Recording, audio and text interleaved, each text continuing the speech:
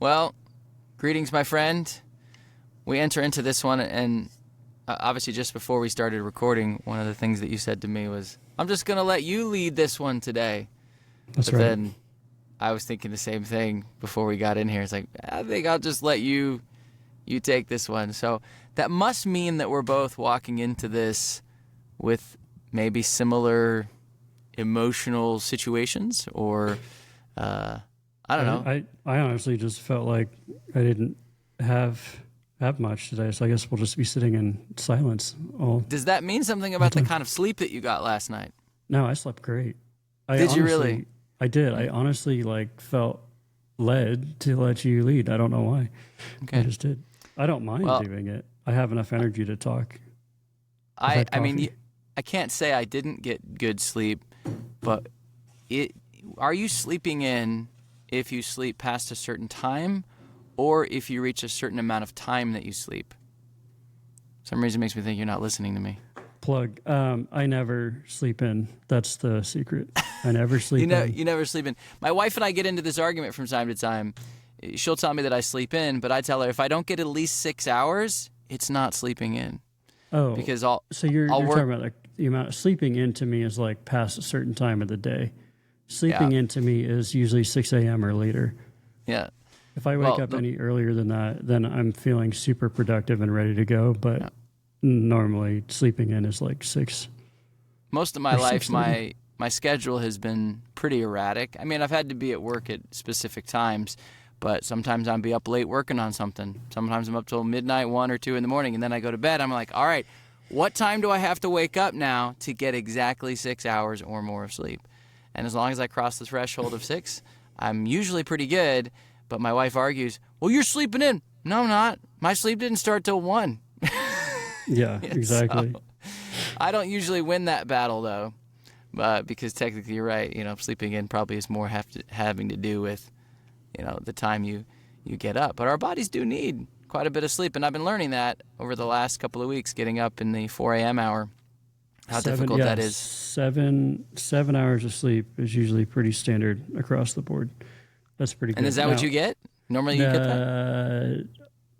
I would say 70 to 80% of the time I get 7 hours of sleep. The other percentages are if I go to bed super early, and I mean early for me is 10 or 10:30, I will probably, if I feel good the next day, I'm well fed and I sleep really well, I'll probably only be able to sleep until 5 or 4:30, because that's what, 5 is 7 hours, right? And what, does your body naturally wake up, or do you typically get up to an alarm? Yeah, I naturally wake up. I'm ready to have coffee, and I'll set my alarm. Coffee.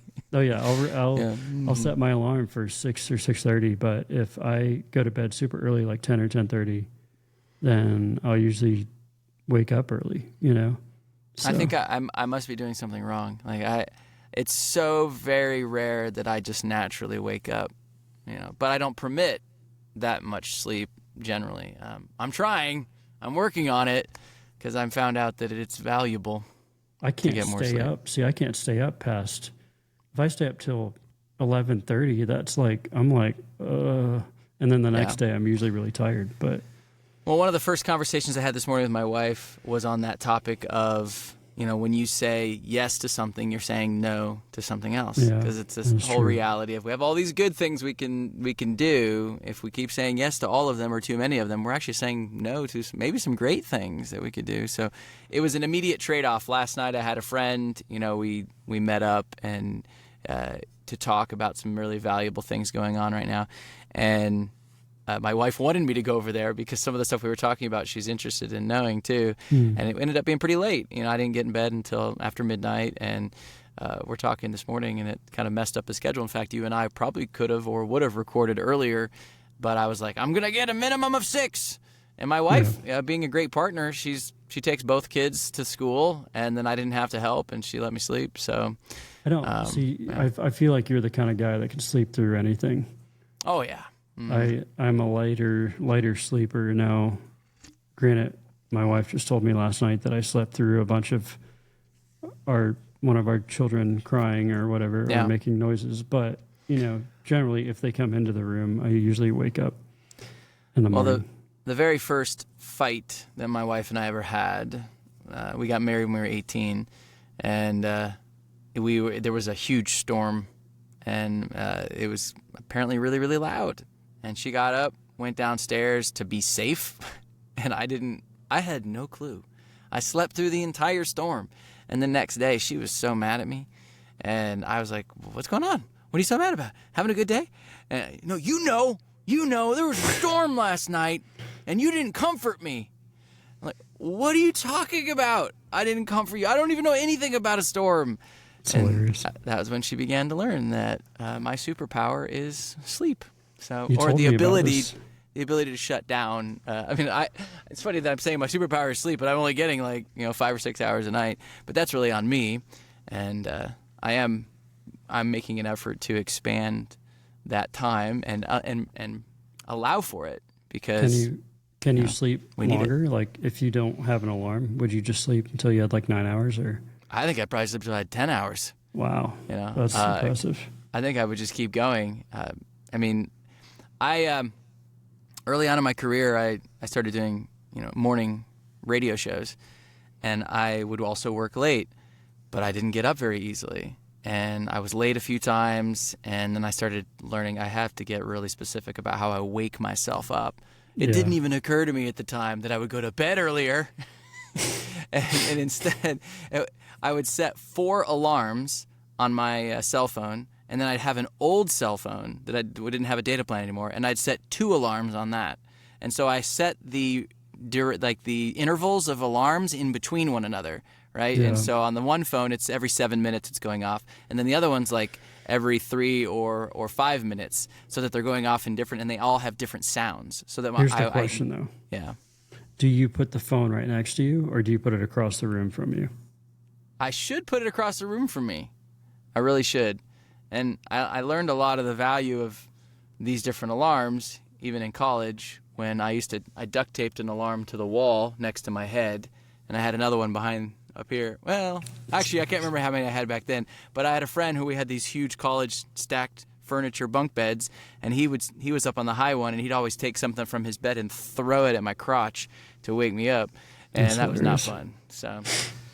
Anyways, we've talked for 7.5 minutes about sleep, but there is value. Yeah. And I've been going through this book called Essentialism by I know his last name's McCune. Greg McCune, and it's pretty much changing my life. I'm listening to it on Audible, and I got about 2 hours worth of it left to listen through. And he does have a whole chapter in there all about sleep, and he's talking about how important it is to get. And so that's why I think maybe why this topic is on my mind too, because we need it, and I've downplayed it in my life. But this morning I went through a portion of the book where he's talking about editing, and it certainly hits the mind as video editors when we're editing things. And what he talks about, I don't know if I get the guy's name right, but his name's Michael Karn, who's a film editor, and he's worked with Spielberg for many, many years, and on films like Saving Private Ryan and others that have gotten Academy Awards. But as he makes the edits, one of the things the author in the book says is that he does what he thinks Spielberg really wants. He doesn't just do what Spielberg asks him to do. So it's about understanding the overarching intent.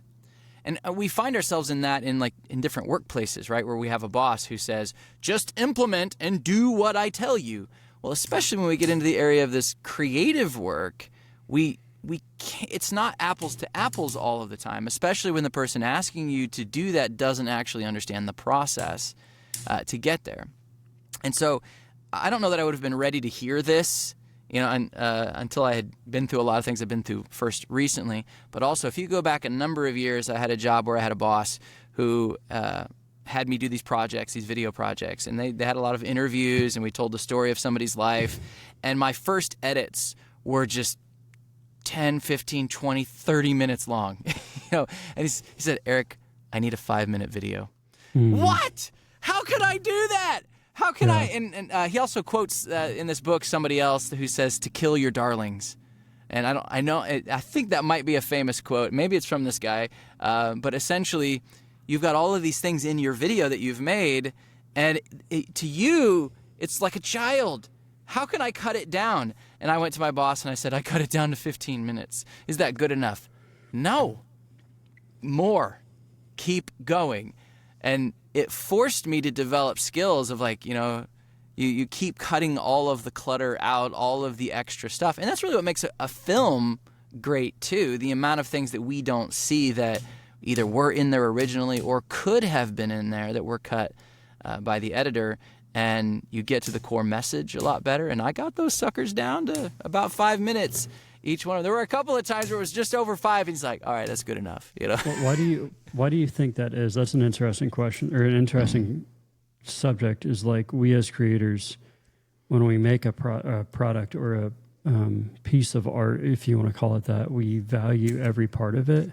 Yeah. But from the consumer's point of view, because like when I look at BTS footage or outtakes or whatever, whenever I've done that for movies, I've always looked at those things and gone, yeah, I'm glad they didn't include that in there. That was like, or very rarely I'll be like, okay, that could have been in there. It would have been really cool. But oftentimes, like the first one I'm remembering is from Star Wars, where there's an outtake with Jabba the Hutt, the original Jabba the Hutt.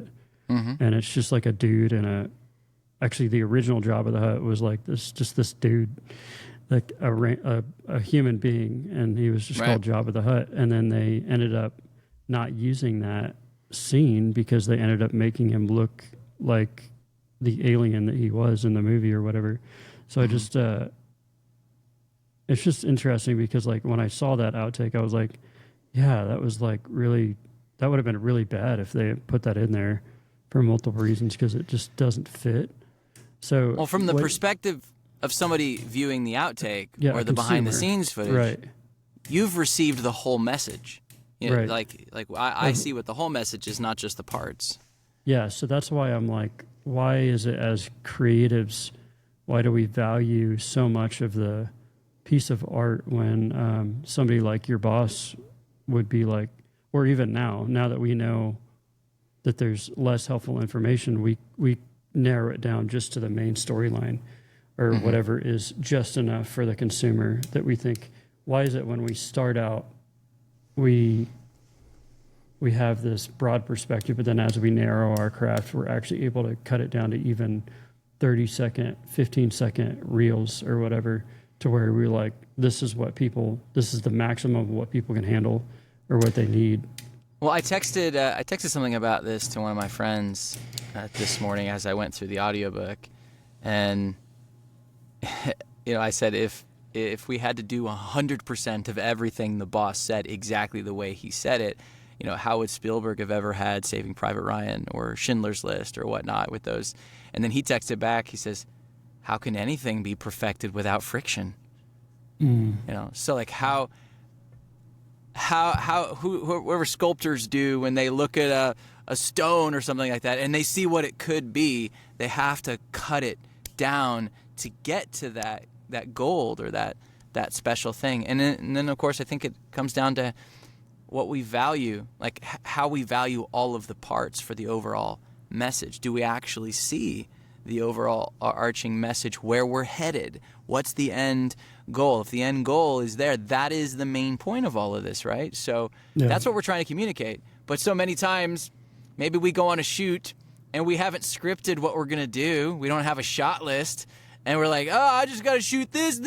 Oh, I was on point with flying my drone over such and such and the way it caught this. I got to use that footage because we've emotionally bonded with it. And then when it gets cut out, I mean, I've had voice acting jobs where I got paid to do it. And then once it actually went public, oh, that's somebody else's voice. I mean, I did that, but why isn't, well, because a decision was made along the way to cut something. And we can't tie our identity and value as a creative to whether it's included or not. Because we do have that. And then we submit it, and then we move on. I've actually been the opposite, where most of the things that I'll make, and my wife can attest to this, when I'm in the editing or post-production process, I'll always say, man, I hope I have enough to make this work. I hope I have the shots that I need. I hope I got I hope I got, and then I end up always having more than enough or more than what I need. And I have, I have it all. I just, I think back to the day that I'm shooting, and I hope, I'm hoping that I got everything that I needed. So it's kind of funny. Well, and I am 99% sure it's Robert Rodriguez who, he made the movie Desperado. I think he actually did the Spy Kids movies as well. But he's one of those that I was watching a video recently, and he shoots for the edit, right? So he doesn't overshoot. You know how a lot of times filmmakers will shoot a ton of extra stuff because they want to have options in post. Well, I think his approach has been to shoot for the edit. That's actually professionally what you're supposed to do, I think. Well, I don't know. I mean, I've watched a lot of clips of people saying that there are a lot of guys and teams that will just overshoot, have tons of extra footage. I mean, it feels nice when you're shooting by yourself because you're like, if you're a little insecure about what you've shot, then I have other options to fix things. And in the past, they were shooting on film most of the time. I mean, I think Christopher Nolan still actually shoots on actual film. And maybe there's some other filmmakers that do, but the rest of us are all shooting digital, and it's like, hey, I just need more space. I need, let's record that, and then I can dump the memory card. But yeah, then that actually brings up the point. It's like, do you actually know the point of what you're doing?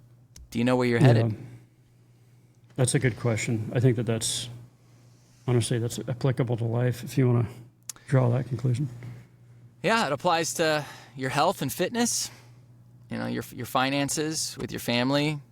Are you just aimlessly moving around? And I certainly have run into this a lot in recent years, feeling like life is living me and I'm not living life because, I might be doing a lot of good things, but there's no true aim in what we're working towards and we're building towards. And so, I don't know. Yeah, that does affect everything. I mean, my daughter is in high school now, and she's a freshman, and they had to sit down with a guidance counselor and talk about their 4-year plan.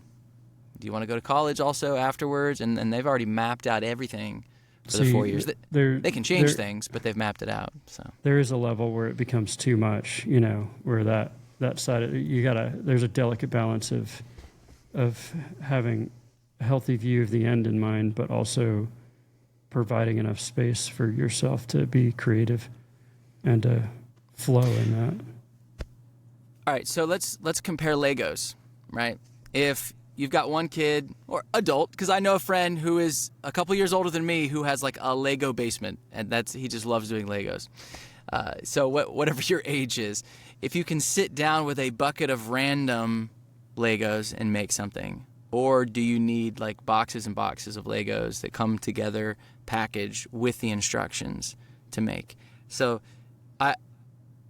your pushback to what I just said there almost felt like you could imply that we would be better off to have a pile of Legos and make whatever you want.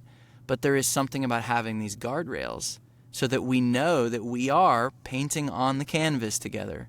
You can make whatever you want, but within these guidelines. Yeah, how do we know? How do we know how to bring a thing to life if we don't have those lines? If the rest of your life you only had certain sets of Legos that had specific instructions that you were to follow over and over and over, it would get to the point where it'd feel like a job. Yeah.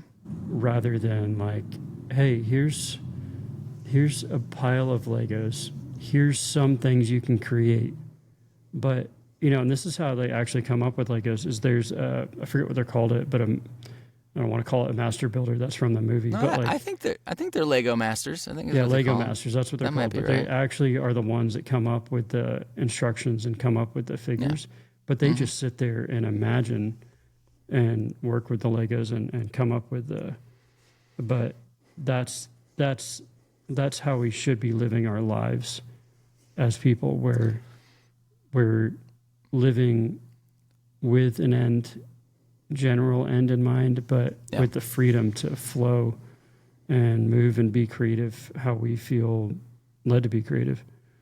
So like you and I are creators, and we do know that there's an end product that we're trying to go for that is specific and professional looking and have it's not just like we're out there with a phone camera, like, oh yeah, let's just make a video. That's a lot of people out there. That's a lot of perception. I mean, there are people who just only shoot with the phone, and there's nothing wrong with that. But, there's nothing wrong with that. But like, we're starting with a very specific end in mind where we know, like, this is what I want to use to capture audio. This is what I want to use. This is the kind of lens. This is the kind of, everything is narrowed down to specifics, but yet we're still flowing still have a creative flow of like, I can kind of shoot from this angle, or I can do this or that, or let's be creative with how we show that coming onto the screen or whatever. So, and like you said, like, I've had moments where I've shot really cool stuff that I wanted to use, and I decided later in the edit, like, it's not necessary. And then I've also had moments where I haven't gotten the shot that I wanted, and I've had to sub in stuff that was, in my opinion, not as good, but it still turned out great. So yeah. So how is that different? Like, because you're saying you need specific gear or whatever, wouldn't that be essentially guidelines that you're following? Because you're identifying the tools that you need, then you're getting to a certain level, and then from there up, you're being creative. Then you have that freedom. Yeah, I would say, like, the pile of Legos represents the different options that you can do with that. It represents a endless amount of options that you could do, but you have the instruction manuals, which are representative of, like, the equipment itself. Don't you think, though, that could represent paralysis for a lot of people? Because they see a pile of Legos and they can make anything they want to make. I don't know what to make from that. I mean, there's some people who've been doing it for years who go, okay. It's the same thing with the chef, right? I've known a number of professional chefs who tell me that when they travel around, they don't need to look at the menu, or they do look at the menu, and then they make tons of special orders, because once they see the menu, they know all of the ingredients in the back room, because they can say this, do this, and then they can place their order. But they come from a certain experience to get to that point. Yeah, really, what I'm driving at... Go ahead. I think that it could cause paralysis for someone that is not, I guess, flowing in that creativity.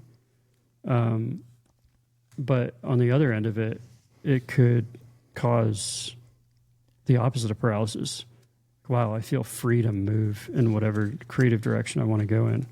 Yeah. So it could cause you paralysis if you're looking at it the wrong way. But if you have the right perspective, it's freedom. So wouldn't this correlate to what I was saying earlier about the edit, where my boss says take it down from 15, 20 minutes down to 5 minutes? Because that's the lane. You have to have a car that is this size, and it has to fit right here. And I think back, I don't know what year, Instagram used to have like 15-second videos, or maybe it was 5. I don't know. I know there was Vines too that were really, really short. I remember, at least on Instagram, when it was really, really short, I was getting good at how to cut videos down to time and tell a story in a really short amount of time. And so to me, that's the box then that you have to stay inside. Yeah, and this is all like because of consumerism and your audience. So like, if I'm creating a project on my own, so let's just go back to the cooking example. If I'm cooking enchiladas and I prefer it to be more spicy, or I prefer it to be more saucy or cheesy or whatever, I can add those things in there. But if I'm making enchiladas for a customer or a consumer, and I know that the ratio, the correct ratio of those things in enchiladas is this, and this, then I need to adhere to that, because it's not me making it for myself, it's me making it for a customer. So, but I know what you're saying, but like, I've worked on projects myself where like I edited, you shot our wedding, and I edited 2 different versions of that one for personal consumption for my wife and I, which has an extended cut, or a director's cut, if you will. Unedited. Unedited. No, it is edited, but it's like got more in there. Oh, and sorry, I was making a joke, like unrated, or whatever, or just means not rated, whatever. But it is specifically for my wife and I's eyes only, and it's not like, doesn't mean that there's anything weird in there, but it's just got memories in there for just us. But then there's the public consumption version, which is like a shortened version that just gives you, like you said, the main story of what happened that day. And that's all they need to know, and they're happy with it. And it's still a long cut, though. It was still a longer cut than I've done on any wedding video. It was still like 10 minutes. Well, and think about, too, because I also, on the fly, edited a 2-minute version of your wedding and made that. Was for a different audience, right? Yeah, right. So, I mean, I guess I'm not you, so I don't know how it feels inside being your wedding video. You made 2 edits, I made an edit. How different my way of telling the story was compared to how you chose to tell the story. Well, it was beautiful. We loved the version that you made, and it was like, I would compare it to, instead of enchiladas, it was like chips and salsa, or the appetizer. Yeah. It was like the chips and salsa that leads to the bigger thing. It was like gives you just enough to have a taste of it, but not the full meal, if you will. That's kind of a funny comment that you made to me there, because I am nuts about chips and salsa. Hey, so there's nothing wrong with that. Maybe that's some tagline or bio or description for the way I do it. But here's what I come back to on the school thing, right? Because I think we've hit on this before. I don't, if I'm wrong or off base to say this, I think you have the intention to homeschool, right? Rather than put kids through normal school. Yeah, my wife and I decided that together. Yeah, okay. Well, this isn't about slamming homeschooling or traditional schooling or anything, but you're stopping down, you're making a point about consumerism and a product. I mean, there's no denial that we live in an American culture. We live in America, you and I. And even the modern culture in other countries has this element too, especially in a free market, or at least a mostly free market. A guidance counselor walking my daughter through her 4-year plan, for whom is her skills, or are her skills being prepared for? Where are they meant to be used? In the marketplace, right? And so at least there's a lens up here that there are certain ways we need to raise up people to be useful out in the marketplace. Obviously, some of us are going to just go right into the workforce. Others, maybe community college, and then a 4-year, or they'll go right to a 4-year, or who knows what they're going to do. We're trying to make people useful out there for, it feels conflated to say consumers, but I think it is, being useful for, because your consumer would be your employer, person who's hiring you or paying you for your time. So how do we make them available to that? So there's still guardrails, still a framework you have to sit in. Otherwise, why would we, if we sent them to school and just gave them a ton of Legos and said, have at it, they're not going to be able to weld, or paint a house, at the same time. That's what the limited instructions are for, to teach you how to build. So it's both and, right? I think I'm not having saying get both rid and of, is important. I'm not saying get rid of instructions, but I'm also not saying to not have a big pile of Legos there for you to have fun and learn in a creativity. I mention this often to people, but people have differing opinions on Google. But I think that their model for employees is really valuable to look at, and they create an environment where the employee doesn't actually want to go home because they feel like they don't need to. They go home to sleep, basically. But basically, when they're working, they're in an environment that they love to be in, because play is important, I think, right? Is it play, like fun, because that is, they provide, basically they don't really have an office with cubicles, and they don't have necessarily, they have deadlines, which are like the guardrails, but they don't have like specific ways in which they need to do it, and, time constraints. They leave everyone in charge of their own kind of deal. even setting the deadlines, I think, but they allow them the freedom to, they can get up whenever they want. They can work whenever they want, as long as they get it done when they need it done. You know, it's not like you come in 9 to 5. No, you can come in whenever you want, just as long as your work gets done. So to me, that is like, for the creative person, it gives them more freedom to function, and it actually motivates them to actually work. If you put so many constraints on people, that's why so many people hate their jobs. And that's why they struggle in the workplace that they're at, because there's not a sense of creativity or freedom or fun. It's just all like, come in, build the Legos this way and no other way. Don't look at any other instructions. You know, this is how you do it. Don't look at that pile of Legos over there that has endless possibilities. Just do this over and over and over and over. And that's how we get drained and burn out and all that stuff. Well, it's probably also why we end up getting popular songs like "Working for the Weekend." Exactly. You know, all you're doing, because that's your play then, is the weekend. To not work and then to die. You not work for 20 years of your life and then you die. That doesn't make any sense. Why not live right now? Like, we've talked about this in the past podcasts we've had, but. Well, and I'm not opposed to, you know, working jobs that are a means to an end to get to that. But again, that also presumes we have an end in mind, right? And that's important. You have to, even if you do a job you don't necessarily like, which we've all been there, you and I have both been there, you're doing that job with the mind, you should be doing that job with the mindset of, I am not going to be here forever. Now, some people really enjoy structure of like 9 to 5. I love this company. I love doing this. I love doing that. And that is fine. But you also cannot get comfortable in that if you're that type of person, because sometimes the Lord calls us into the uncomfortable unknown so that we can ultimately thrive, because he has bigger things for us than that. So, well, I'm shifting back into some things where my primary job is working for myself. And I realized, and my wife and I, you know, we're here at the beginning, so got a lot of excitement. My wife and I were just talking about this morning.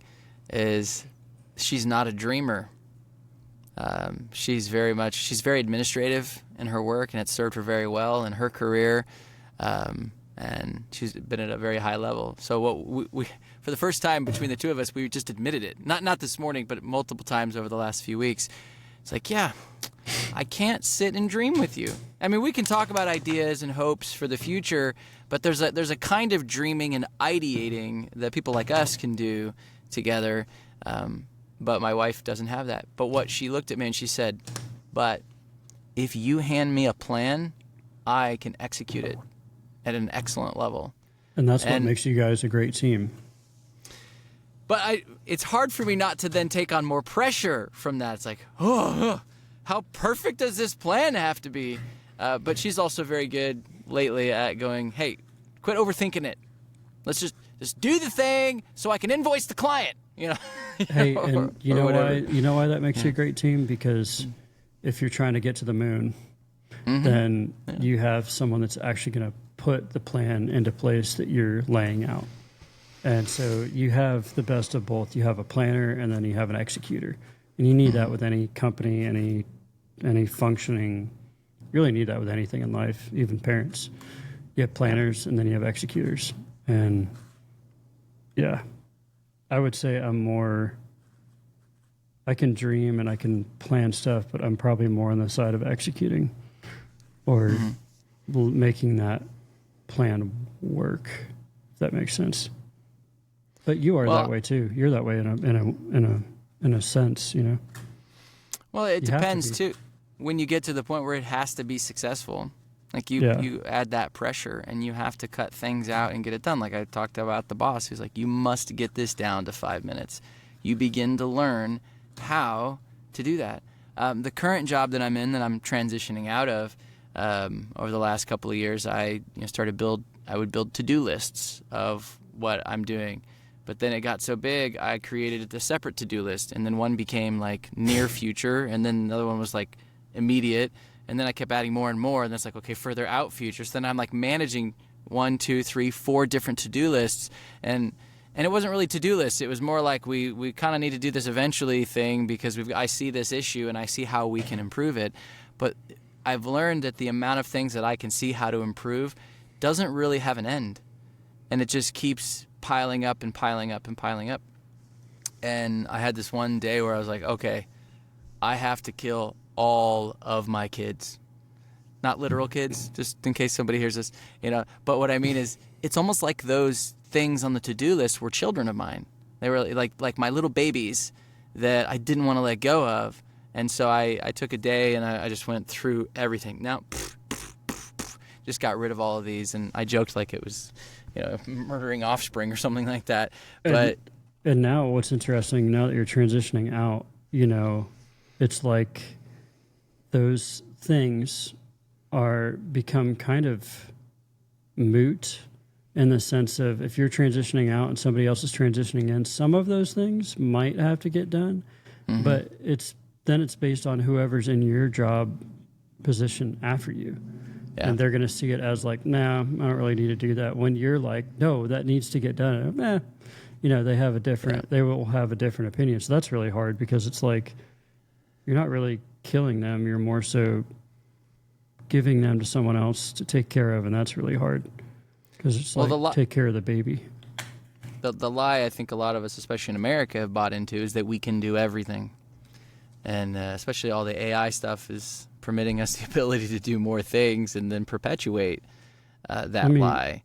I think that let me flesh that out a little bit. I think that the lie is that we can do everything on our own. Okay. And I think that what we're missing out in that is that each other, like we truly do, which you've done a good job at saying this over the years, but we truly do need one another. And we truly can go up together if we give ourselves the permission to share with others, share responsibility, and share ownership of all these things that we're trying to accomplish. So, well, not because I want to keep repeating what we've said, but I think the last time we talked, I butchered the quote, but I think I'm more correct on what it is. If you want to go somewhere, you can get there fast. If you go by yourself, right? But if you want to go far, right, you have to go together, right? So, but yeah, I've had a tendency to see everything as vital. If we're going here, all these little details, all the things that I think we should get to do, and I think you who work with me, you should see the value in this too. You don't understand how important this is. And that was a bit of a wake-up call in the last 8 to 10 months when I was working with an organization to implement their brand and some visuals. And I got told by a leader that, to you, Eric, this is a heaven or hell issue. This is a life or death situation. When really the question is, did Jesus wear Adidas sandals or Nike sandals when he walked the earth? And man, the minute that got told to me, I was like, "Oh, how dare you!" To this day, I still don't think it is quite what he said, but that still was a lesson learned. It's like, okay, what's most essential here? What's that? Why was it so heart-wrenching or gut-wrenching to you? Because the team I was working with saw the value in it, and I saw the potential of what it could do. We were building some things infrastructure-wise that would support our marketing and our promotion, and we were ready to lay something on top of it that would just, like everything would just smoothly ride across, and leadership didn't want to do it. They decided it didn't make any sense to them, and I realized they didn't have the end in mind. They didn't actually see, or they had a totally different end in mind, totally different version in their head, and I believe they hired the wrong person to do the job, and they didn't even know what they wanted. And when a leader doesn't actually effectively communicate to his subordinates where we're going, they fill in the blanks themselves, with where we're going, because they have to know. We have to know where we're going. Otherwise, we're just meh, meh, meh, meh, meh, meh, or we're lemmings following blindlessly when we're not communicated to by our leader, and we just jump off a cliff, and then some of us walk off away from the group, and hopefully we still survive. But I don't know if that really answered the question effectively, or if I just went off on a tangent there. No, it makes sense. Was there like, I guess I'm always wondering, like, was there potential big picture outside of everything that we do? I always wonder, is there potential kingdom fruit from all of these things that we're talking about? Well, it's what matters and what doesn't matter. The leader clearly didn't think it mattered. From the standpoint to what degree? Like, does that make sense? Like, didn't matter in the grand scheme of things, or didn't matter in as far as the organization or business goes in the present moment? Well, there wasn't a belief that it had a big enough impact to quibble over, logos and colors and fonts and, strategies and how we communicate, because it's just a logo, bro. It's just fonts, whatever.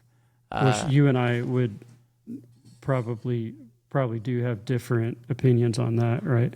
Well, because it's not just that. Now, I totally agree, especially in ministries. Like, you could overemphasize that, and you miss out on the mission that Jesus is really driving at through your ministry. But you could also have another group that has just no emphasis on it whatsoever. But why is it important?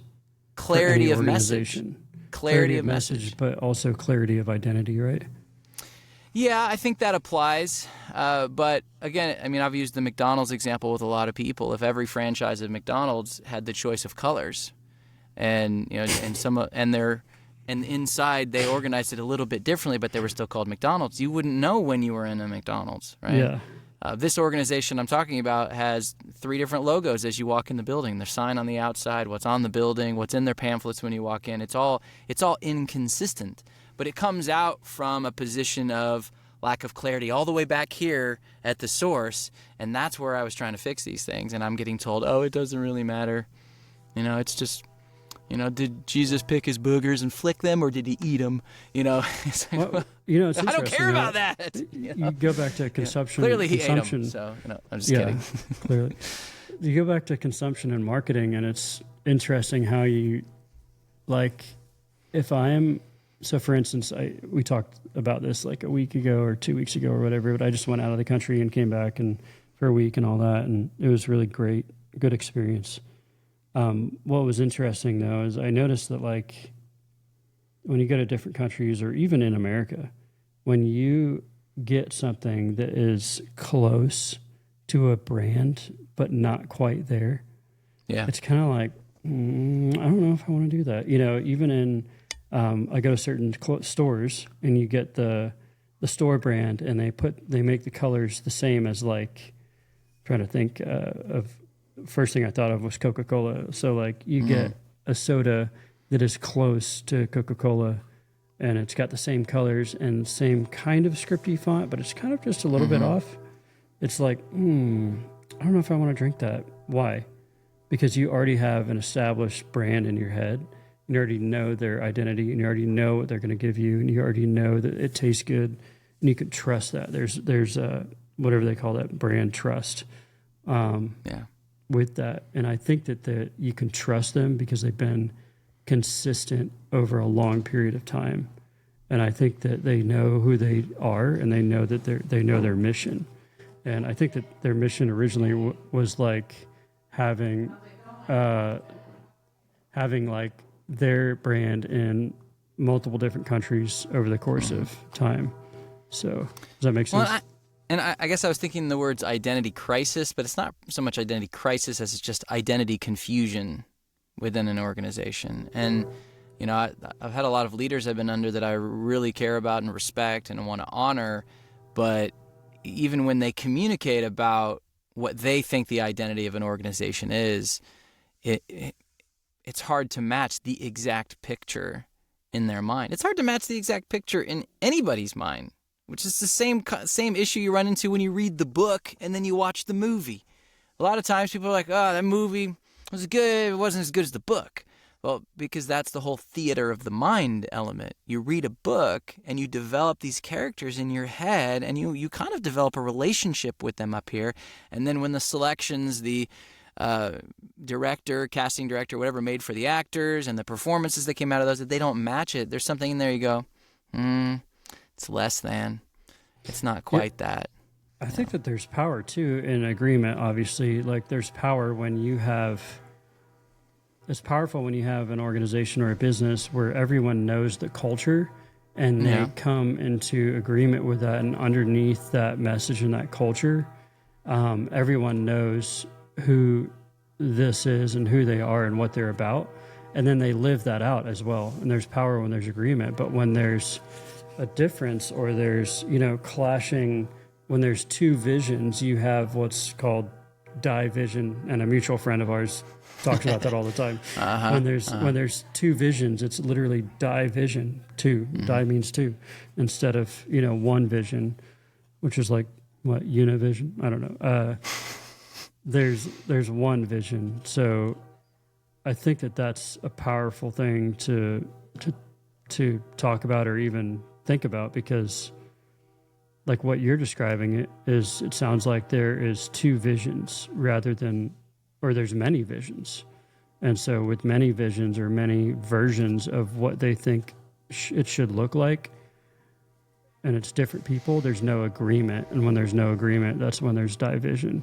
So I think you're right about the agreement part there. And what was coming to mind for me is, I think it's important that we do know who we are, and that we know that we have value and worth in spite of what other people say to us, their comments, their criticism, whatever they think, that should still exist, and we learn to just allow that to stay foundational. But what happens, you never really know how you look on the outside, because you will never, ever in your entire life look at yourself the way, like, from somebody else's eyes. We can look in a mirror, but even looking in a mirror and watching ourselves on video is still not 100% accurate to experiencing us in person. And so the input from somebody else is still valuable, and then we might think we look a certain way because, I know how we are, I know who I am. But when we're in a community of, let's just go small, 10, 20 people, that looks different. 30, 50, 100, 1,000 people. What is that group identity? Is it still the same as the individual person who started it, or who's leading it, a small group that's leading it? Or do we acknowledge that we actually have a different identity than the leader? We have a different identity as a collective. And how do we figure that out? It should be that way regardless. Like, a group of people should not take on their identity based on one person. Sure. Unless that person is Jesus. Because Agreed. There's literally no one. I mean, you see this with different groups over the history of time, where it's like literally like whatever, a group of people that follow a leader. And I'm not talking about churches. I'm not even talking about. It just becomes a mess when people put too much emphasis on a human being that is not Jesus. Because there's no one in the world that is perfect. And everyone has flaws, and if you do that and you put too much emphasis on one person, one, you're missing the message of the gospel, and two, you're already failing, because our identity as a body, not just of believers, but even as a group under an organization or a company, should be based on each other. Or, like, if it's an organization, it should be based on the brand, you know what I mean? So whatever that brand is. But you're ultimately, the point I'm trying to make is, it's not about us individually. It's not about you. You know what I mean? Like, it's about us. It's about where we're going together. It's not about the leader either, or the person in charge of it. In fact, the leader should be the one that's just saying, it's not about me, it's about us, The leader should be the one that is pushing the group towards loving one another in a way that is selfless, loving one another in a way that is, we're going to all die to ourselves for the sake of the vision. we're going to all die to our own preferences for the sake of the vision. So yeah, how many sacred cows do we have in the determining elements of how we communicate who we are? Because, well, we can't do it that way because of this. Well, we also can't do it that way because of Susie and Johnny over here and blah, blah, blah. You know? I mean, I can give specifics. So I give specifics without. So when you're making certain decisions within an organization, sometimes you have to die to your own opinion or even die to some of the elements of the preferences or identity of that organization's vision in order to move forward. Yeah. So if you and I are very much about brand, or very much about staying on identity of brand, there may be a time, and there has been for me, where I've had to die to some of that in order to move forward, in order to accomplish something or make a decision and have it be quality. So something as simple as like, what example? Like colors. Mm-hmm. You know, every brand has a color. Now, can you go off of that with everything? No, like you said with McDonald's, they can't. But is it going to hurt to have, they can't go off their main colors, but is it going to hurt to have their brand on a toy that is pink? No. They've done that before. So it's like, like you said, what hills do you die on? Well, that was a decision that was made for the sake of kids. Like, kids want to play with toys, and they put their brand on a pink toy. It's not going to kill them. So, and there we come back to the application in life as well, around your own home. How important is keeping your lawn mowed? Or are you going to work on your car yourself, and is it going to be done a certain way? Do we park our cars this one, I run into this with my wife all the time. Do we park our car in the garage a specific way? There was a time. Go ahead. We can go back to the beginning of our conversation. How important is it for you to get 7 full hours of sleep every night? Mm-hmm. Are you going to die if you don't get that? And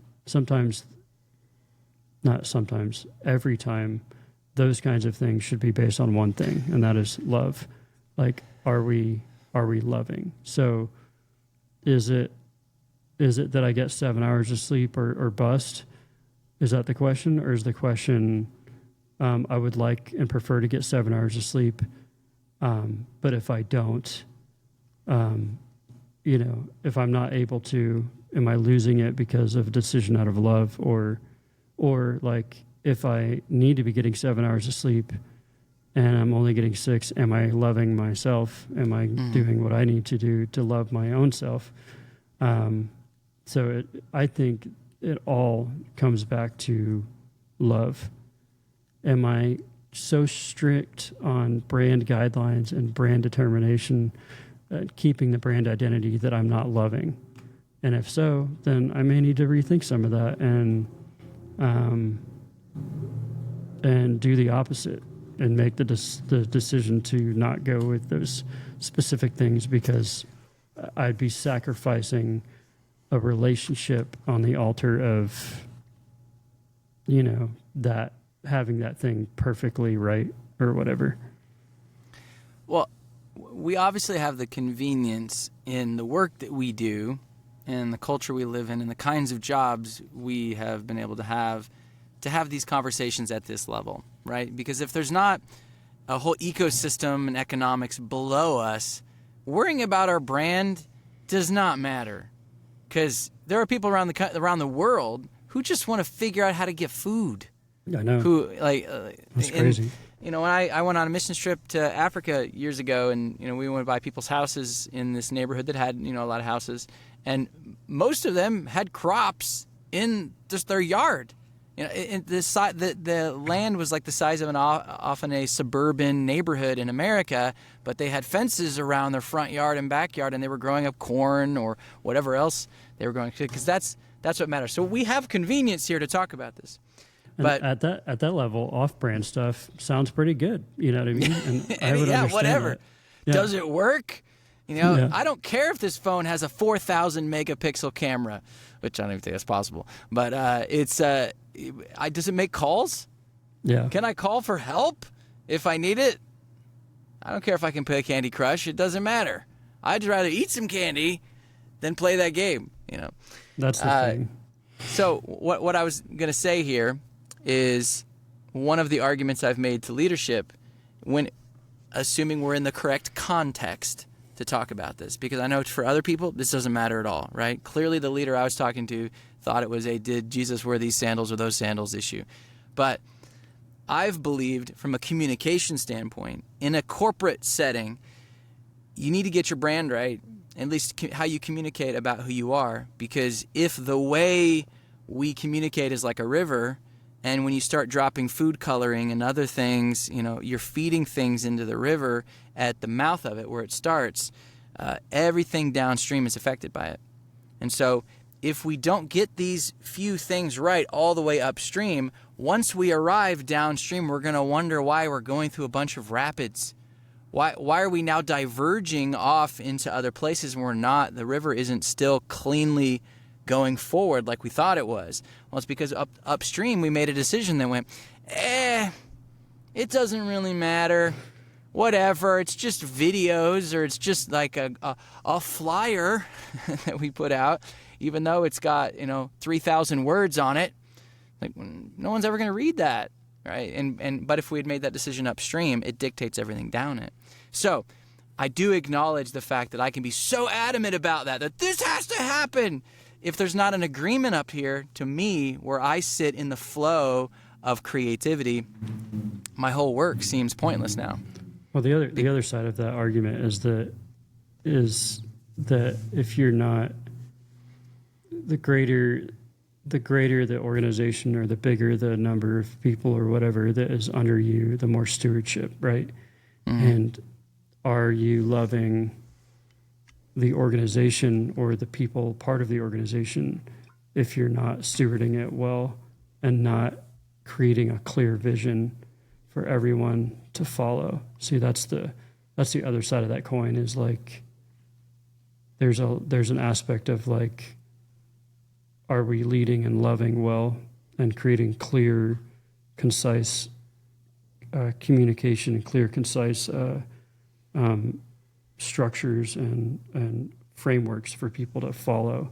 Because if we're not, then people are going to struggle and not know what they're doing and who they are and where they fit, and then you're creating an environment where it's, you look back at kings, and there was good kings and there's a lot of bad kings in the Bible.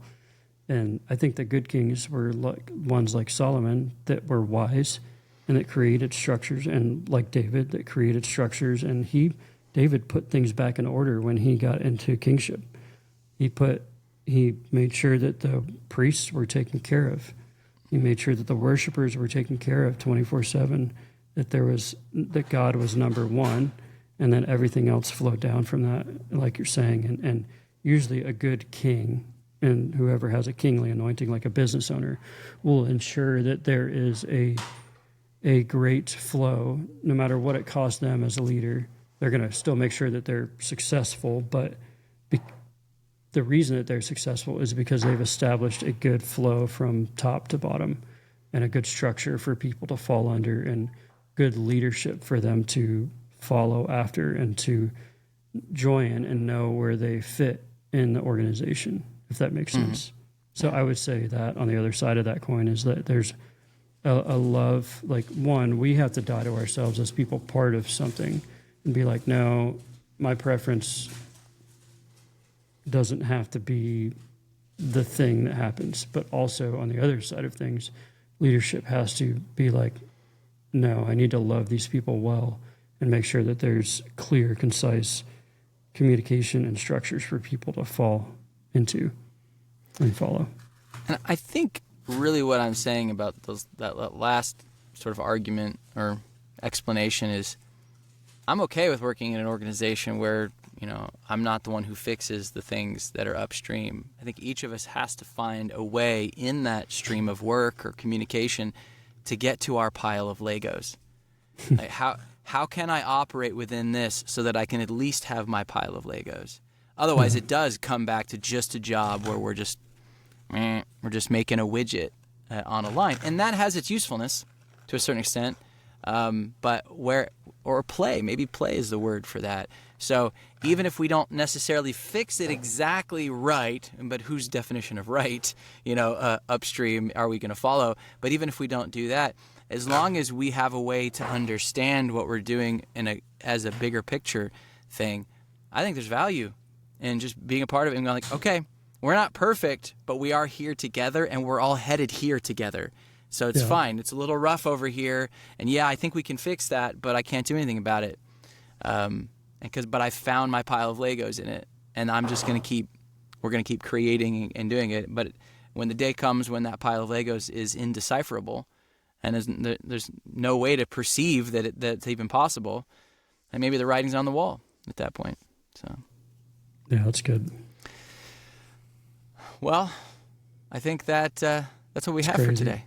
It is, man. It's crazy how these things happen. We both come here thinking, I'm not going to talk today. I'm not going to. I'll just let you lead. And there's a good flow. Well, I'm going to do my best to get some more sleep moving forward because I think it helps to fuel the creativity as well. So you can hold me accountable to that if you'd like. Oh my! Oh, you're battery exhausted. We'll see you next time when you have more battery. Peace out. Peace.